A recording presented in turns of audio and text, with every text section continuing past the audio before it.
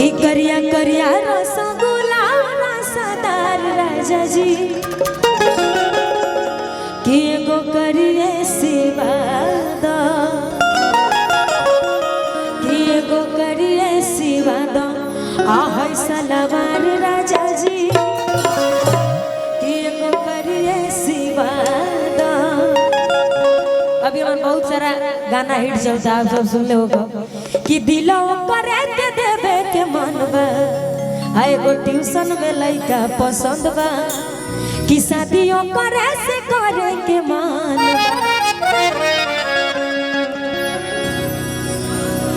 अच्छा स्पेशल वो गाएगा अरे की ओढ़नी के कोर अपना तनी भाव दो एनियो कस्टमर बता भाव दो अरे की ओढ़नी के कोर अपना अच्छा बावेलू नात से कि पागल का दिहले बाड़ू हाथ पहिर के मुलाकात से कि हम होश में नाही बानी अरे हम होश में नाही बानी तू जहिया से तकले बाड़ू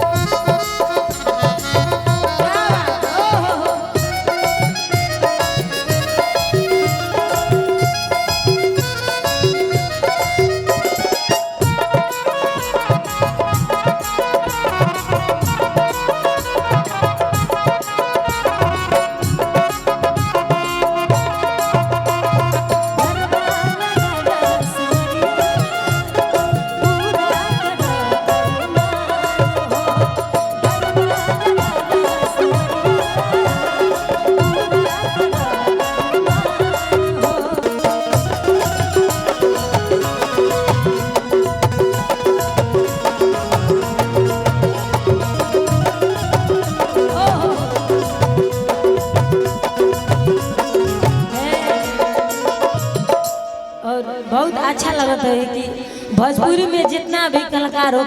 बहुत कमे कलाकार लोग बा जेकरा के अजीत चाचा जी आशीर्वाद अपन ना दिल हो के जेकरा मुड़ी पर हाथ धो दिल बनू आज स्टार बा तो हमने के बहुत खुश नसीब बानी सो। हम तो बहुत ज्यादा समझनिए से कि शुरू में हम गैर नहीं पटना तो यहाँ के हमरा गवैले रहनी नाम भूला तो उतार के